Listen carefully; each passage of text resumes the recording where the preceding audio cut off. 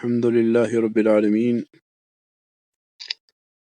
الصلاة والسلام على أشرف الأنبياء والمرسلين سيدنا ونبينا محمد وعلى آله وأصحابه أجمعين.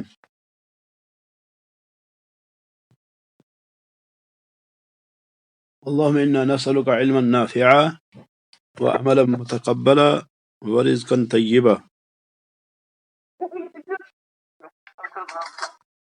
ربنا آتنا في الدنيا حسنة وفي الآخرة حسنة وقنا عذاب النار. ربنا اغفر لنا ذنوبنا وإسرافنا في أمرنا وثبت أقدامنا وانصرنا على القوم الكافرين. أما بعد،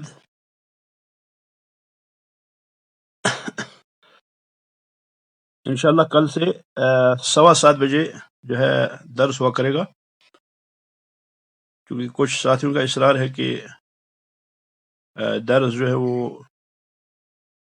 تھوڑا ٹائم بڑھایا جائے، تو انشاءاللہ کل سے 7:15 بجے درس ہوگا.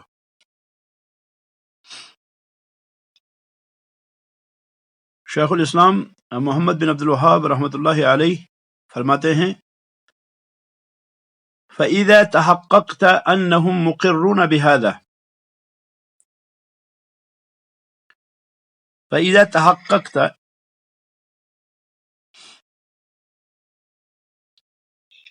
پس جب آپ نے اس بات کی تحقیق کر لی، جب آپ نے اس بات کو ثابت کر لیا،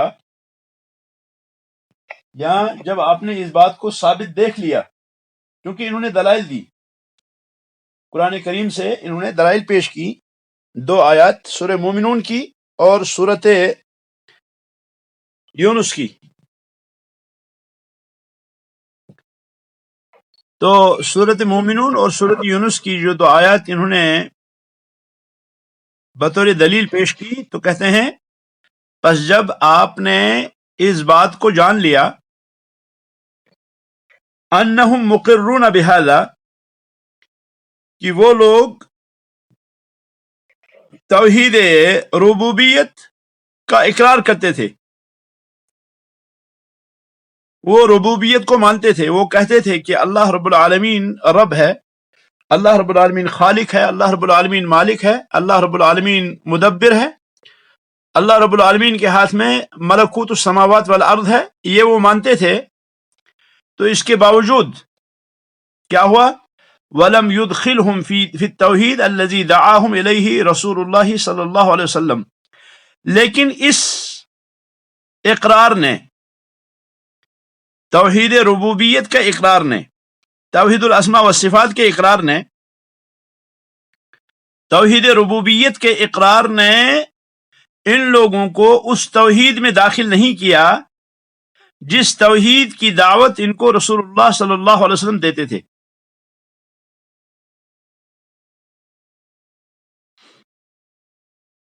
یعنی رسول اکرم صلی اللہ علیہ وسلم جن مشرکین میں مبعوث ہوئے، ان مشرکین کے بارے میں آپ یہ جان چکے کہ وہ توحید ربوبیت کا اقرار کرتے تھے، یعنی وہ مانتے تھے یہ بات کہ اللہ رب العالمین اکیلا خالق ہے، مالک ہے اور مدبر ہے پورے امور کا. یہ آپ نے جان لیا، لیکن ان کا اس بات پر ایمان لانا کہ اللہ خالق ہے، اللہ مالک ہے، اللہ مدبر ہے تمام معاملات کا، اس ایمان نے ان لوگوں کو توحید عبادہ میں داخل نہیں کیا، اس توحید عبادہ میں جس توحید عبادہ کی ان کو رسول اللہ صلی اللہ علیہ وسلم نے دعوت دی، جس توحید کی رسول اکرم صلی اللہ علیہ وسلم نے مشرکین کو دعوت دی، اس توحید میں وہ لوگ داخل نہیں ہوئے. توحید خلق اور توحید ملک اور توحید تدبیر کو مان کر، توحید ربوبیت کو مان کر وہ اس پہ ایمان نہیں لائے جس کی دعوت رسول اکرم صلی اللہ علیہ وسلم نے انہیں دی. اور اس کا نتیجہ کیا نکلا کہ رسول اکرم صلی اللہ علیہ وسلم نے ان لوگوں سے قتال کیا. رسول اکرم صلی اللہ علیہ وسلم نے ان لوگوں سے قتال کیا اور رسول اکرم صلی اللہ علیہ وسلم نے ان کے اموال کو چھینا، یعنی مال غنیمت کے طور پر. جب ان سے قتال ہوا تو قتال کے نتیجے میں رسول اکرم صلی اللہ علیہ وسلم غالب آ گئے اور وہ لوگ مغلوب ہو گئے، اور رسول اکرم صلی اللہ علیہ وسلم نے ان کے جو مال تھے، اموال تھے، وہ اپنے قبضے میں کیے، یعنی وہ رسول اللہ صلی اللہ علیہ وسلم کے لیے مال غنیمت بنا. اسی طرح سے صحابہ نے اس مال کو حاصل کیا. تو اس توحید ربوبیت کے اقرار نے ان لوگوں کو اس توحید عبادت میں داخل نہیں کیا جس توحید کی دعوت ان کو رسول اکرم صلی اللہ علیہ وسلم نے دی.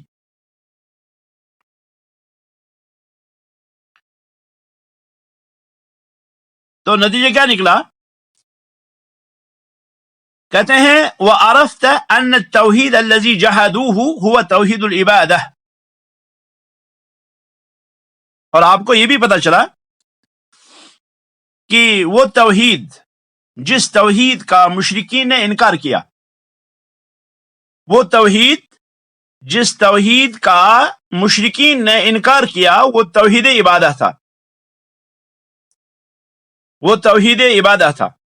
توحید عبادہ، یہ توحید عبادہ شیخ فرماتے ہیں الذی یسمیہ المشرکون فی زماننا الاعتقاد.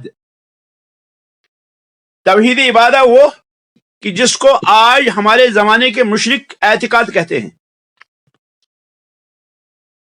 یہی توحید عبادہ ہے.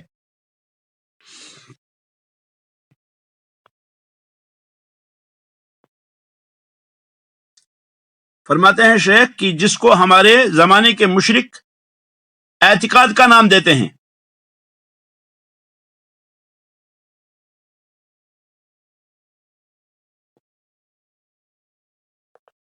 تو اس توحید اعتقاد کو وہ لوگ کیا کہتے تھے؟ وہ لوگ نہیں مانتے تھے.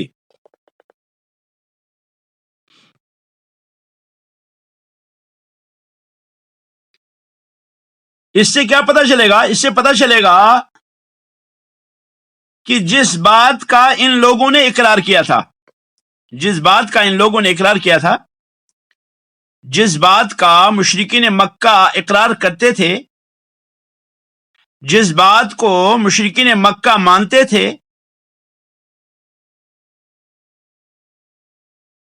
یہ توحید کے باب میں کافی نہیں ہے.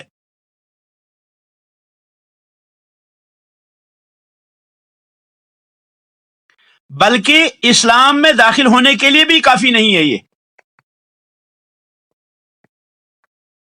اگر کوئی شخص توحید ربوبیت مانتا ہے، کوئی شخص توحید ربوبیت مانتا ہے، یہ کہتا ہے کہ اللہ میرا رب ہے، میرا خالق ہے، میرا مالک ہے، میرا رازق ہے، میرا مدبر ہے، میرا زندہ کرنے والا ہے، میرا مارنے والا ہے، تو یہ اقرار اس کو توحید میں کافی نہیں ہے، بلکہ اس پہ مستزاد پھر وہ اسلام میں داخل بھی نہیں ہوگا. اس اقرار سے وہ کوئی بھی اسلام میں داخل نہیں ہو سکتا، کیونکہ جو شخص توحید عبادہ کو نہیں مانتا وہ مسلمان ہے ہی نہیں، بھلے وہ توحید ربوبیت کا اقرار کیوں نہ کرتا ہو. اسی لیے رسول اکرم صلی اللہ علیہ وسلم نے مشرکین سے قتال کیا. رسول اکرم صلی اللہ علیہ وسلم نے اسی لیے مشرکین کے ساتھ قتال کیا، حالانکہ وہ لوگ توحید ربوبیہ کو ماننے والے تھے، وہ توحید ربوبیت کو مانتے تھے، جیسے کہ بات پہلے آ چکی ہے. گویا کہ توحید ربوبیت اسلام کے لیے کافی نہیں ہے. یعنی اگر کوئی شخص یہ کہے کہ مسلمان ہوں اور پھر وہ یہ کہے کہ میں موحد ہوں، موحد اس لیے ہوں میں کہ میں کیا کرتا ہوں، میں توحید ربوبیت مانتا ہوں، تو ہم کہیں گے تیرا اسلام فضول ہے، یہ تیرا اسلام یہ کوئی فائدہ نہیں دے گا، کیونکہ جس اسلام کا اللہ رب العالمین نے مطالبہ کیا، جس اسلام کا اللہ رب العالمین ہم سے مطالبہ کرتا ہے، جس اسلام کو دیکھ کر اللہ تعالی نے محمد الرسول اللہ صلی اللہ علیہ وسلم کو مبعوث فرمایا وہ کیا ہے؟ وہ توحید الوہیت ہے.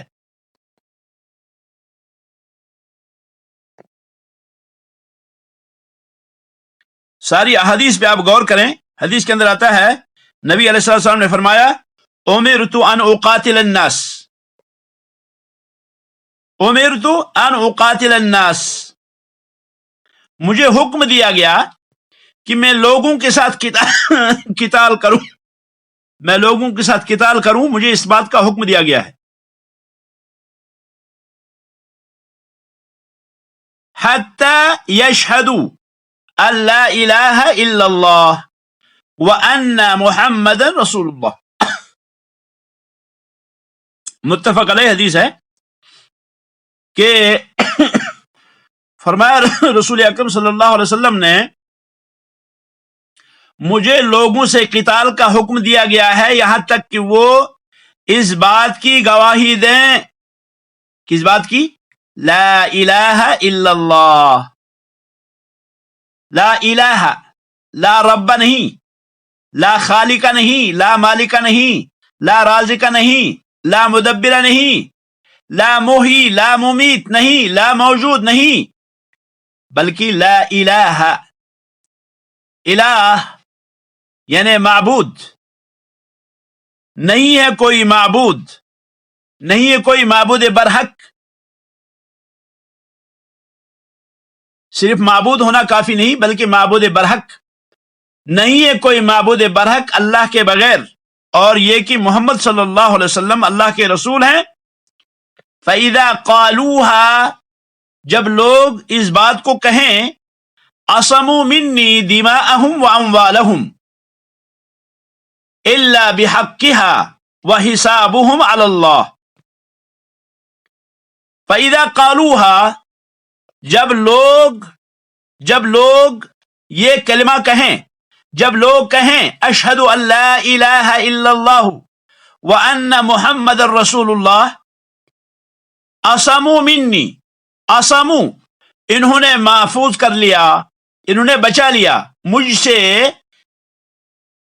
دماءہم اپنے خون کو بھی، واموالہم اور اپنے اموال کو بھی، اپنے مال کو بھی. اب نہ ان کا خون جائز ہے، اب نہ ان کا مال جائز ہے. الا بحقھا، مگر اس کا جو حق ہے، یعنی خون کا جو حق ہے، یا اسی طرح سے جو مال کا حق ہے وہ ہے. وحسابہم علی اللہ، اور ان کا حساب اللہ پر ہے. یعنی جب کسی نے یہ کہہ دیا اشہد ان لا الہ الا اللہ واشہد ان محمدا عبدہ ورسولہ، اس سے کیا ہو گیا؟ اس سے اس کا مال بھی محفوظ ہو گیا، اس کی جان بھی محفوظ ہو گئی. اب حلال نہیں ہے اس کو قتل کرنا، اب جائز نہیں ہے اس کا مال ہڑپانا، اب کسی بھی صورت میں جائز نہیں ہے. حدیث کے اندر آتا ہے کہ مسلمان کا خون حلال نہیں ہے. لا یحل دم امرئ مسلم یشہد ان لا الہ الا اللہ وان محمدا عبدہ ورسولہ الا باحدی ثلاث، الا باحدی ثلاث. فرمایا حلال نہیں ہے اس شخص کا خون جو گواہی دیتا ہو کہ نہیں ہے کوئی معبود برحق اللہ کے بغیر، اور یہ کہ محمد صلی اللہ علیہ وسلم اللہ کے بندے اور اللہ کے رسول ہیں، الا باحدی ثلاث، مگر اس کا خون تین چیزوں میں سے کسی ایک چیز کی وجہ سے حلال ہے. اس کے بعد فرمایا کہ اگر کسی نے کسی کو قتل کیا تو قصاص میں اس کو قتل کیا جائے گا، یہ پہلا ہے. اور دوسرا ہے جو شخص نکاح کے بعد، نکاح کرنے کے بعد جو زنا کرتا ہے، نکاح کے بعد زنا کرنے والا واجب القتل ہے، اس کو قتل کرنا ہے. اور تیسرا مرتد ہونے والا، جو اسلام پہلے لایا اور اس کے بعد مرتد ہو گیا. ان تین چیزوں میں سے کسی ایک چیز کی وجہ سے اس کا خون حلال ہے. اور حلال کون کرے گا؟ حلال کرے گا امام المسلمین، حلال کرے گا وہ جس کی اتھارٹی ہو، حلال وہ کرے گا جس کی حکومت ہو، حلال وہ کرے گا جس کے ہاتھ میں قانون ہے، حلال وہ کرے گا جس کے ہاتھ میں اخلاق کا ضابطہ اخلاق ہے۔ ہر کوئی نہیں، ہر کسی کو حق نہیں ہے کہ اس کا خون حلال کرے۔ یہ حاکم وقت کرے گا، یہ آپ کا بڑا کرے گا، یہ وہ کرے گا جس کے اختیارات ہوں، جو کیا ہو، جو اختیارات رکھتا ہو، جس کے پاس قانون ہو، وہ ایسا کر سکتا ہے، ورنہ کوئی اور کرنے کی یہ طاقت نہیں رکھتا۔ تو اس میں جو ہے فرمایا حتی یشہدوا ان لا الہ الا اللہ، یہاں تک کہ گواہی دیں کہ اللہ کے بغیر کوئی معبود برحق نہیں، اور یہ کہ محمد صلی اللہ علیہ وسلم اللہ کے رسول ہے۔ تو اس حدیث میں جو غور طلب بات ہے وہ یہ ہے کہ فرمایا رسول اکرم صلی اللہ علیہ وسلم نے فرمایا حتی یشہدوا ان لا الہ الا اللہ، اللہ الہ، الہ الہ الہ، الہ کے معنی معبود، معبود برحق۔ یہاں رب نہیں کہا، یہاں لا رب لا خالق نہیں کہا، یہاں لا مالک نہیں کہا، بلکہ یہاں الہ کہا۔ تو گو کہ رسول اکرم صلی اللہ علیہ وسلم کی دعوت جو ہے، رسول اللہ علیہ وسلم کی دعوت جو تھی وہ کیا ہے، وہ توحید الوہیت کی تھی، وہ توحید عبادت کی تھی۔ توحید ربوبیت ضمناً بیان آئی یا بطور استدلال، جیسے کہ میں نے پہلے کہا ہے کہ توحید ربوبیت اور توحید الاسماء والصفات کو اللہ رب العالمین نے بطور دلیل پیش کیا، بطور دلیل۔ مثلا اللہ تعالیٰ نے فرمایا یا ایھا الناس اعبدوا ربکم، لوگو تم اپنے رب کی عبادت کرو۔ کس رب کی؟ الذی خلق لکم ما فی الارض جمیعا، الذی خلقکم، یا ایھا الناس اعبدوا ربکم الذی خلقکم والذین من قبلکم لعلکم تتقون، الذی جعل لکم الارض فراشا والسماء بناء وانزل من السماء ماء فاخرج به من الثمرات رزقا لکم فلا تجعلوا للہ اندادا وانتم تعلمون۔ یہ ساری چیزیں کیا ہیں؟ یہ دلائل ہے، دلائل ہیں۔ عبادت کرو اپنے رب کی، کس رب کی؟ جس رب کی یہ صفات ہیں۔ تو گویا کہ صفات کو دلیل کے طور پہ اللہ تعالیٰ نے پیش کیا کہ جب میری یہ صفات ہیں، جب ان صفات میں میرا کوئی ثانی نہیں، جب میں ان صفات میں کاملہ ہوں، تو کیا کرو؟ تو تم عبادت بھی میری ہی کرو۔ تو گویا کہ رسول اکرم صلی اللہ علیہ وسلم جس دین کو لے کے آئے اور جس توحید کو لے کے آئے وہ توحید الوہیت تھا، اور توحید ربوبیت اور توحید الاسماء والصفات جو ہے وہ ضمن تھا۔ شیخ الاسلام رحمہ اللہ فرماتے ہیں کما كانوا يدعون اللہ سبحانہ لیلا ونہارا، اسی طرح سے جن لوگوں کے ساتھ رسول اکرم صلی اللہ علیہ وسلم نے قتال کیا، جن لوگوں کے مال کو رسول اللہ صلی اللہ علیہ وسلم نے حلال کیا، وہ لوگ توحید ربوبیت کو ماننے کے ساتھ ساتھ اللہ کو خالق، مالک، رازق اور مدبر اور من بیدی ملکوت کل شیء ماننے کے ساتھ ساتھ وہ ایک اور کام یہ بھی کرتے تھے کہ وہ اللہ سبحانہ و تعالیٰ کو رات و دن دعائیں کرتے تھے، رات و دن اللہ رب العالمین سے دعائیں مانگتے تھے، وہ شب و روز اللہ تعالیٰ سے دعائیں کبھی کرتے تھے۔ گویا کہ صرف دعا کرنا یہ ایمان کی دلیل نہیں ہے، دعا کرنا صرف ایمان کی دلیل نہیں ہے، صرف دعا کرنا یہ ایمان کی دلیل نہیں ہے، بلکہ دعا اظہار عبودیت کا اعلیٰ مقام ہے۔ دعا کرنا یہ بندے کی ایک عظیم جو ہے، جس کو آپ کہیں گے ایک عظیم ضرورت ہے، ایک عظیم حاجت ہے، یہ بندے کی روح کے لیے سکون ہے، یہ بندے کی روح کے لیے اطمینان ہے کہ بندہ جو ہے وہ کیا ہے، اپنے خالق، اپنے مالک، اپنے رازق کو کیا ہے پکارتا ہے، اپنے معبود برحق کو پکارتا ہے، تو اللہ رب العالمین اس میں خوش ہوتا ہے۔ لیکن اس میں ضرورت جس چیز کی ہے وہ یہ ہے کہ دعا جو ہو وہ میری کیا ہو، وہ ایمان کی بنیاد پہ ہو، اس ایمان کی بنیاد پہ ہو جس ایمان کا لب جو ہے وہ توحید الوہیت ہے۔ تو مشرکین مکہ جو ہے وہ کیا ہے، فرماتے ہیں شیخ الاسلام وَكَمَا كَانُوا يَدْعُونَ اللَّهَ سُبْحَانَهُ لَيْلًا وَنَهَارًا، جیسا کہ وہ صبح و شام، رات و دن اپنے رب کو پکارتے تھے، اللہ سبحانہ و تعالیٰ کو پکارتے تھے۔ پھر فرماتے ہیں ثُمَّ مِنْهُمْ مَنْ يَدْعُو الْمَلَائِكَةَ لِأَجْلِ صَلَاحِهِمْ وَقُرْبِهِمْ مِنَ اللَّهِ لِيَشْفَعُوا لَهُ، پھر ان میں سے کچھ لوگ ایسے بھی تھے جو اللہ کو بھی پکار رہے ہیں، اور ان میں سے پھر بعض لوگ جو ہے وہ ان کو پکارتے ہیں جو فرشتوں کو پکار رہے ہیں، لِأَجْلِ صَلَاحِهِمْ، کیونکہ فرشتے جو ہے وہ نیکوکار لوگ تھے، فرشتے جو ہیں وہ اللہ رب العالمین کے قریب میں سے تھے، قربا میں سے، اللہ رب العالمین کے قریبی لوگوں میں سے تھے، اس لیے بھی کیا ہے وہ ان کو پکارتے تھے۔ وہ اللہ رب العالمین کے علاوہ فرشتوں سے بھی دعائیں مانگ رہے ہیں، اللہ سے بھی مانگ رہے ہیں اور فرشتوں سے بھی دعائیں مانگ رہے ہیں، کیونکہ بھائی یہ فرشتے جو ہے یہ نیک طبیعت لوگ ہیں، یہ اچھے طبیعت کے مالک ہیں۔ فرشتے جو ہیں یہ کیا ہے، یہ بہت ہی اچھے لوگ ہیں، تو اچھا ہونے کی وجہ سے کیا ہے ان سے دعائیں کرتے تھے۔ وقرب من اللہ، فرماتے ہیں شیخ الاسلام وقرب من اللہ، اور اللہ رب العالمین کے وہ قریب ہے۔ الذین یحملون العرش ومن حولہ یسبحون بحمد ربہم۔ الذین یحملون العرش، کچھ فرشتے حاملین عرش ہیں، کچھ فرشتے آسمانوں پہ ہیں، کچھ فرشتے زمینوں میں ہیں، کچھ فرشتے کہیں ہیں، فرشتے بکھرے ہوئے ہیں پوری کائنات کے اندر، لیکن یہ اللہ کے مقرب بندے ہیں۔ اللہ رب العالمین نے خود ان کی توصیف بیان فرمائی لا یعصون اللہ ما امرہم، کہ فرشتے جو ہیں وہ اللہ رب العالمین کی نافرمانی نہیں کرتے، بلکہ جو اللہ رب العالمین انہیں حکم دیتا ہے وہ کرتے ہیں۔ وَيَفْعَلُونَ مَا يُؤْمَرُونَ، جو ان کو کہا جاتا ہے وہ کرتے ہیں، تو وہ نافرمان نہیں ہیں، وہ بہت ہی فرما بردار ہیں اللہ رب العالمین کے، اللہ رب العالمین کے بہت ہی زیادہ قریب ہیں، فرما بردار بھی ہیں اور قریب بھی ہیں۔ اللہ رب العالمین نے انہیں صرف عبادت کے لیے منتخب فرمایا ہے۔ تو یہ کیا کرتے تھے، مشرکین میں سے بعض لوگ وہ تھے جو اللہ سبحانہ و تعالیٰ کو بھی دعا کر رہے ہیں اور ساتھ میں وہ فرشتوں سے بھی دعائیں کر رہے ہیں، کیونکہ بھائی یہ نیک لوگ ہیں، یہ اللہ کے قریب ہیں، اور اس لیے تاکہ یہ کیا ہے، یہ شفاعت کریں۔ تین چیزیں ہیں اس میں، ان کا صلاح، ان کا نیک ہونا، ان کا قریب ہونا، اور پھر تیسری چیز شفاعت کرنا، یہ ہماری شفاعت کریں گے۔ اسی طرح سے کچھ لوگ جو ہیں وہ کیا کرتے تھے، وہ اللہ سبحانہ و تعالیٰ کو بھی پکارتے تھے، اور پھر اللہ سبحانہ و تعالیٰ کے ساتھ ساتھ کیا کرتے تھے، یدعو رجلا صالحا، وہ نیکوکار آدمیوں کو بھی جو ہے پکارتے تھے، نیکوکار آدمیوں کو بھی وہ پکارتے تھے، بدکاروں کو نہیں، شرابیوں کو نہیں، زانیوں کو نہیں، فجاروں کو نہیں، بلکہ نیکوکار لوگوں کو وہ پکارتے تھے۔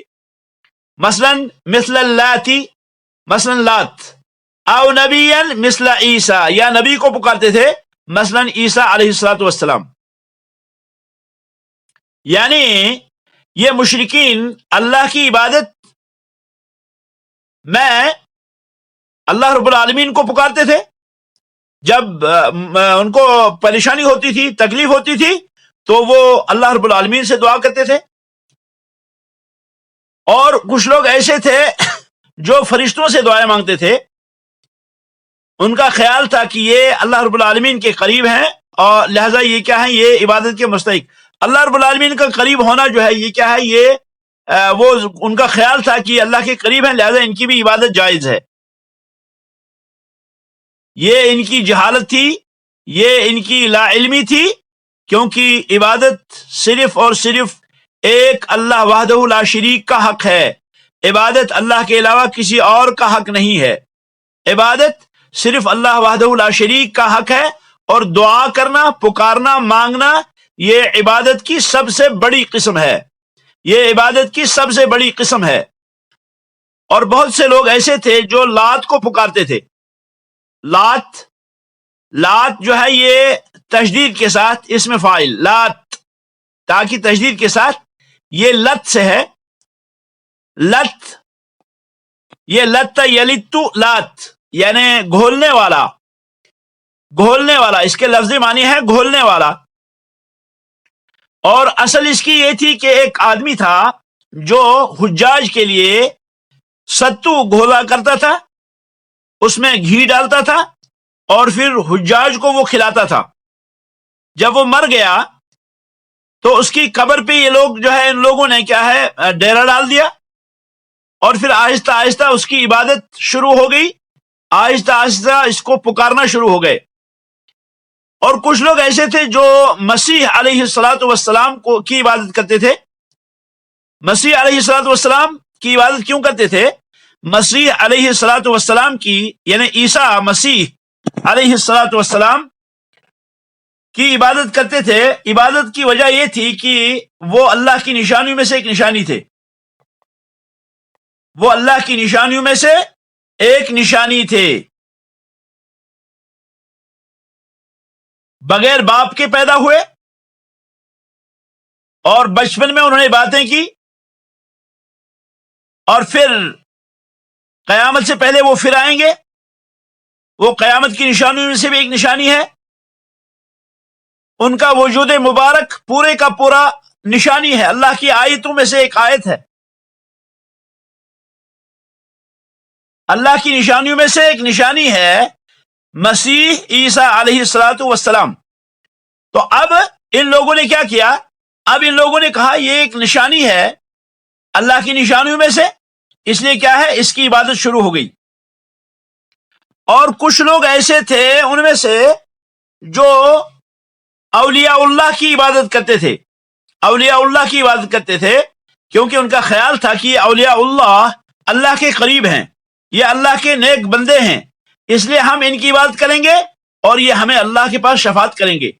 یہ سارے کا سارا جو ہے یہ صرف شیطانی اعمال تھے، شیطان نے ان کے دلوں میں یہ باتیں مزین کی تھیں، اور شیطان نے ان اعمال کو ان سے انجام دلوا کر ان کو کیا کیا تھا، ان کو صراط مستقیم سے گمراہ کر دیا تھا۔ اللہ تعالیٰ فرماتے ہیں قل هل ننبئكم بالاخسرین اعمالا الذين ضل سعيهم في الحياة الدنيا وهم يحسبون انهم يحسنون صنعا اولئك الذين كفروا بآيات ربهم ولقائه فحبطت اعمالهم فلا نقيم لهم يوم القيامة وزنا۔ سورہ کہف آیت نمبر 103 سے 105۔ اللہ فرماتے ہیں قل هل ننبئكم بالاخسرین اعمالا، آپ ان سے فرما دیں کیا میں تمہیں بتاؤں اس شخص کے بارے میں کہ جو اعمال میں سب سے زیادہ گھاٹے والا ہے، اعمال کے اعتبار سے جو سب سے زیادہ گھاٹے میں ہے، اعمال کے اعتبار سے جو سب سے زیادہ گھاٹے والا شخص ہے، اس کے بارے میں تم کو بتاؤں الذین ضل سعیہم، کہ جن کی محنت رائے گاں ہو گئی فی الحیات الدنیا، دنیاوی زندگی میں۔ یہ نہیں کہ وہ عمل نہیں کرتے تھے، بلکہ وہ عمل کرتے تھے، وہ اعمال انجام دیتے تھے، وہ بڑے نیک اعمال کرتے تھے، لیکن ضل سعیہم، ان کی محنت ساری کی ساری رائے گاں گئی، گم ہو گئی فی الحیات الدنیا، دنیاوی زندگی میں۔ وہم یحسبون، افسوس یہ، وہم یحسبون کہ ان کو خیال ہے، حسب یحسب مانے گمان کرنا، ان کا گمان ہے، انہم یحسنون صنعا، یحسنون، احسن یحسن، احسان کے معنی اچھا، صنعا کے معنی کام کرنا، ان کا معنی، ان کا خیال تھا کہ وہ کیا ہے، اچھا کام کرتے ہیں۔ کیا میں تم کو بتاؤں ان لوگوں کے بارے میں جو اعمال کے اعتبار سے سب سے زیادہ گھاٹے والے ہیں، کہ جن کی ساری محنتیں رائے گاں ہو گئی، ضائع ہو گئی دنیاوی زندگی میں، حالانکہ ان کا خیال ہے کہ وہ اچھے کام کرتے ہیں۔ اللہ تعالیٰ نے فرمایا اولئک الذین کفروا بآیات ربہم، ان کی صفات کیا ہیں؟ یہ وہ لوگ ہیں جنہوں نے ایک تو اپنے رب کی آیات کا انکار کیا، ولقائہ، اور اللہ رب العالمین کی ملاقات کا بھی انہوں نے کیا کیا، اللہ رب العالمین کی ملاقات کا بھی ان لوگوں نے کیا ہے، انکار کیا۔ ایک اللہ کی آیات کا انکار کرنا، اور دوسرا اللہ رب العالمین کی ملاقات کا انکار کرنا، کہ اللہ رب العالمین سے ہم ملیں گے نہیں، کہ اللہ رب العالمین سے ہماری ملاقات نہیں ہوگی، قیامت نہیں آئے گی، اور قیامت میں ہم اللہ سے جو ہے سامنے حاضر نہیں کیے جائیں گے، وہ اس کا انکار کرتے تھے۔ اللہ تعالیٰ فرماتے ہیں فَحَبِطَتْ أَعْمَالُهُمْ، اب جو ان لوگوں نے اعمال کیے تھے دنیوی زندگی میں، ان کے یہ سارے کے سارے اعمال جو ہیں یہ کیا ہے، یہ مٹ گئے، ان کے سارے اعمال جو ہیں وہ مٹ گئے کفر کی وجہ سے، اللہ رب العالمین کی جو ہے ملاقات کا انکار کی وجہ سے۔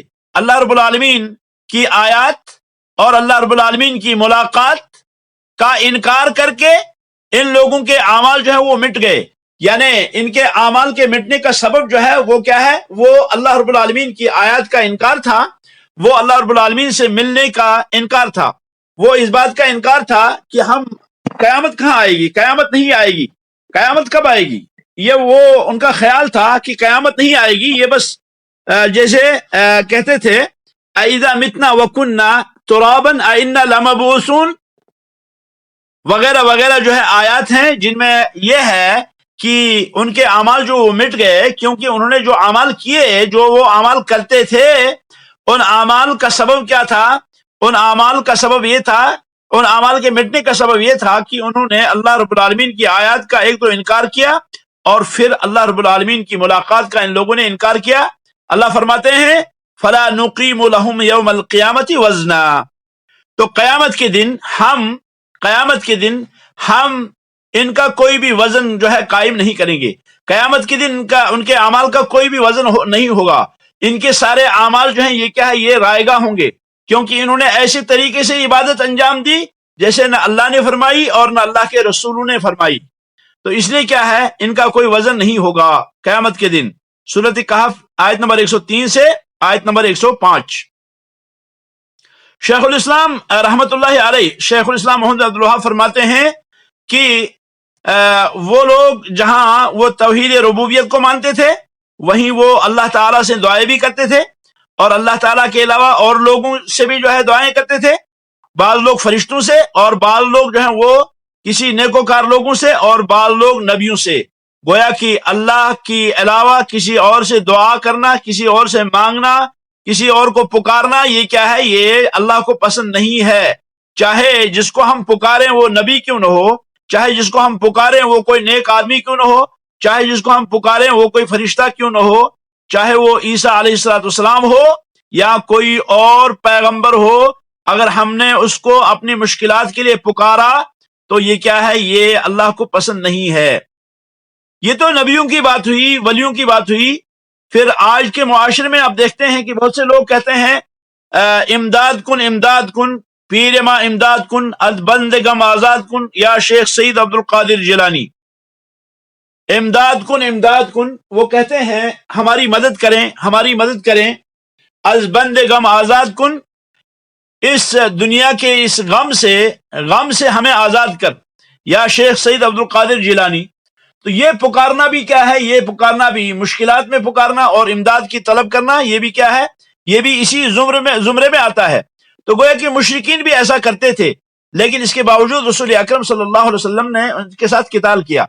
اس لیے شیخ فرماتے ہیں وَعَرَفْتَ أَنَّ رسول اللہ صلی اللہ علیہ وسلم قاتلہم علی هذا الشرک، اور آپ کو پتہ چلے گا کہ رسول اکرم صلی اللہ علیہ وسلم نے اس شرک پر ان کے ساتھ قتال کیا۔ وَدَعَاهُمْ إِلَىٰ إِخْلَاصِ الْعِبَادَةِ لِلَّهِ وَحْدَهُ، اور ان کو صرف اللہ رب العالمین کی عبادت میں اخلاص کی دعوت دی۔ وَمَا أُمِرُوا إِلَّا لِيَعْبُدُوا اللَّهَ مُخْلِصِينَ لَهُ الدِّينَ حُنَفَاءَ۔ وَمَا أُمِرُوا إِلَّا لِيَعْبُدُوا اللَّهَ، اللہ رب العالمین فرماتے ہیں کہ لوگوں کو حکم دیا گیا ہے کہ وہ اللہ کی عبادت کریں۔ کیسے عبادت کریں؟ مخلصین، خالص کرتے ہوئے، لہ الدین، اللہ کے لیے دین کو خالص جانتے ہوئے، اللہ کے لیے دین کو، اللہ رب العالمین کے علاوہ کسی اور کو شریک نہیں کرتے، وہ اللہ رب العالمین کے ساتھ کسی اور کو وہ شریک نہیں کرتے دین میں، دین للہ۔ رسول اکرم صلی اللہ علیہ وسلم کو بھی اللہ رب العالمین نے خطاب کیا، فرمایا فَاعْبُدِ اللَّهَ، سورہ زمر، فَاعْبُدِ اللَّهَ، آپ عبادت کریں اللہ کی، مخلص لہ الدین، خالص کرتے ہوئے اللہ کے لیے دین کو۔ پوری کائنات کو اللہ نے حکم دیا کہ تم جو ہے عبادت میں اللہ کو اکیلا جانو، تم عبادت کے اندر اخلاص پیدا کرو۔ تو رسول اللہ صلی اللہ علیہ وسلم نے لوگوں کو صرف اللہ رب العالمین کی دعوت میں اخلاص کی دعوت دی۔ فرماتے ہیں شیخ کما قال تعالی، جیسے کہ اللہ تعالیٰ نے فرمایا فَلَا تَدْعُوا مَعَ اللَّهِ أَحَدًا، فَلَا تَدْعُوا مَعَ اللَّهِ أَحَدًا وَأَنَّ الْمَسَاجِدَ لِلَّهِ فَلَا تَدْعُوا مَعَ اللَّهِ أَحَدًا، کہ مسجدیں ساری کی ساری اللہ کے لیے ہیں، فَلَا تَدْعُوا مَعَ اللَّهِ أَحَدًا، تو تم اللہ کے علاوہ کسی اور کو نہ پکارو۔ مساجد کی تفسیر میں دو قول بیان کیے گئے ہیں، ایک مواضع سجدہ کرنے کی جگہ ہیں، اور دوسری سجدہ کرنے کے اعضاء بھی اس سے مراد لیے گئے ہیں کہ مسجدیں جو ہیں یعنی یہ جگہیں اور یہ جو اعضاء ہیں یہ کیا ہیں؟ یہ للہ ہیں، ان کا مالک اللہ ہے، یہ اللہ کی ملکیت میں ہے، فلا تدعو مع اللہ احدا، پس تم کسی اور کو اللہ کے ساتھ جو ہے مت پکارو، تم اللہ رب العالمین کے علاوہ کسی اور کو مت پکارو ان چیزوں میں جو اللہ رب العالمین کے علاوہ کوئی اور نہیں کر سکتا۔ تو فرمایا فلا تدعو مع اللہ احدا، پس تم مت پکارو اللہ رب العالمین کے ساتھ کسی اور کو۔ وَكَمَا قَالَ تعالیٰ، شیخ فرماتے ہیں رحمۃ اللہ علیہ، وَكَمَا قَالَ تعالیٰ، اور جیسا کہ اللہ رب العالمین نے فرمایا لَهُ دَعْوَةُ الْحَقِّ، کہ اللہ ہی کو دعوت حق ہے، اللہ ہی کو حق پکارنا ہے، یعنی دعوت جو ہے، پکارنا جو ہے حق، ایسا جو کہ حق ہے، دعوت حق وہ کیا ہے؟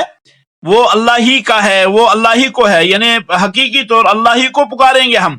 والذین یدعون من دونہ، اور وہ لوگ جو اللہ کے علاوہ دوسرے لوگوں کو پکارتے ہیں، لا یستجیبون لہم بشیء، لا یستجیبون لہم بشیء، وہ ان کو کسی بات کا جو ہے جواب نہیں دیں گے، وہ ان کو کسی بات کا بھی جواب نہیں دیں گے، وہ ان کو کسی بات کا بھی جواب نہیں دیں گے۔ لا یستجیبون لہم بشیء، وہ ان کی کسی بات کا کوئی جواب نہیں دیں گے۔ سورۃ رعد آیت نمبر 14، فرمایا لہو دعوت الحق والذین یدعون من دونہ لا یستجیبون لہم بشیء الا کباسط کفیہ الی الماء لیبلغ فاہ وما هو ببالغہ وما دعاء الکافرین الا فی ضلال۔ یہ جو یہاں پر شیخ نے فرمایا وعرفت ان رسول اللہ صلی اللہ علیہ وسلم قادر علی هذا الشرک، یہ عطف ہے فاذا تحققت پر، یعنی شیخ یہ کہنا چاہتے ہیں کہ عبادت میں شرک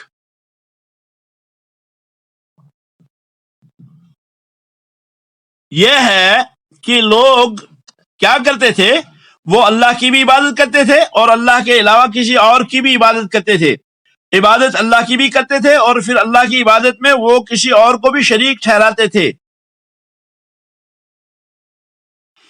یہاں شرک فی العبادہ جو ہے وہ اس کو اجاگر کیا گیا ہے، یہاں مراد جو ہے وہ شرک فی الربوبیہ نہیں ہے، کیونکہ مشرکین جن میں رسول اکرم صلی اللہ علیہ وسلم مبعوث ہوئے ان کا ایمان تھا کہ اللہ وحدہ لا شریک ہی کیا ہے؟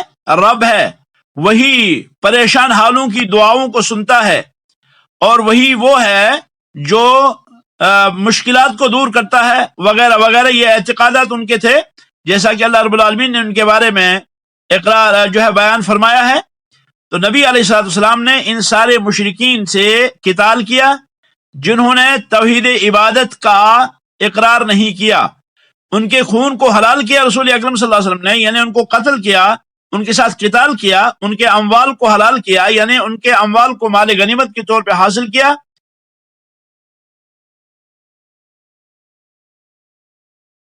گرچہ وہ اللہ رب العالمین کے خالق ہونے کی گواہی دیتے تھے۔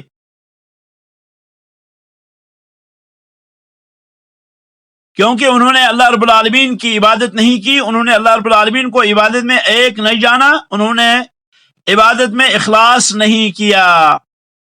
اخلاص العبادہ یہ اہم نقطہ ہے، اخلاص العبادہ، عبادت سے اہم عبادت کا اخلاص ہے۔ انشاءاللہ اس نقطے پر جو ہے آئندہ بات ہوگی۔ ھذا وصلی اللہ علی خیر خلق محمد وعلی آلہ واصحابہ اجمعین۔ سبحانک اللہم وبحمدک، نشہد ان لا الہ الا اللہ، نستغفرک ونتوب الیک، والسلام علیکم ورحمۃ اللہ وبرکاتہ۔